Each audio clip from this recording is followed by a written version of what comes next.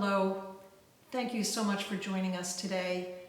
We have a very special offering for Holy Week, given the particular circumstances this year with the coronavirus and isolation and distancing.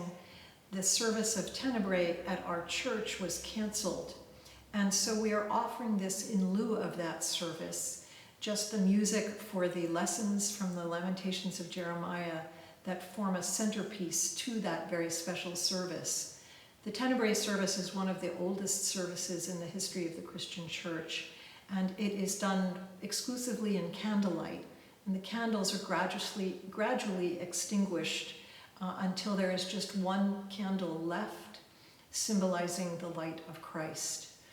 You are invited to turn out the lights wherever you are, if it is nighttime when you're listening to this, and to just meditate on the music as you wish.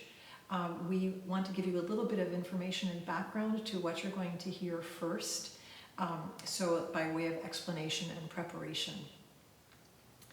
The lesson texts that we are singing are settings by Michel De Lalande, who was one of the greatest composers during the reign of Louis XIV in France.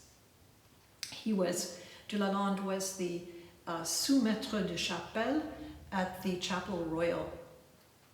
During Holy Week, at this time, concerts were banned during all of Lent and during Holy Week. So the music written for Holy Week took on very special significance and elaborateness.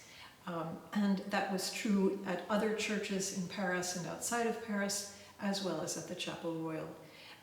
And these settings were very often done for very small forces, just solo voice with continuo accompaniment, as you will hear this evening.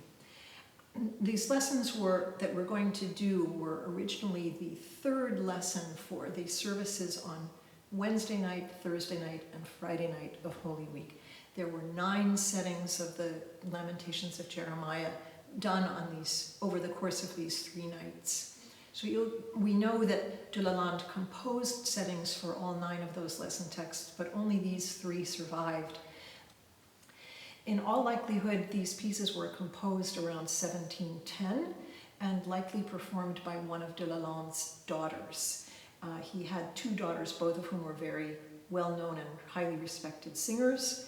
One of them, Marianne, first sang for Louis XIV when she was just 15, so they were outstanding young talents. The local French press, the Mercure Galant, praised Marianne's singing for its incomparable sweetness, the lightness of her throat articulation, her marvelous trills, and her admirable pronunciation. The Lamentations recounts the story of the fall of Jerusalem to the Babylonians in 587 BC.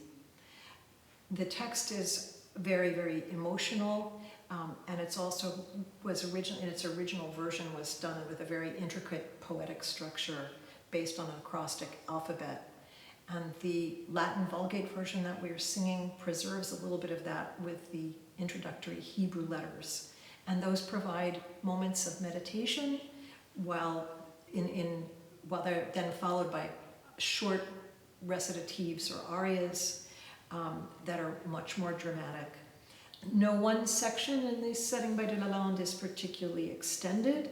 Instead, he has concentrated the intensity of the text into complex, compact, and dense music that's often very elaborately ornamented in a mixture of French and Italian styles. One of the themes that you'll hear throughout the music is sort of an emblem of what stands in for the enemy, which is this walking bass line that you'll hear in a number of movements. That is used by other composers at this time in other settings of the Leçons de Ténèbres as well.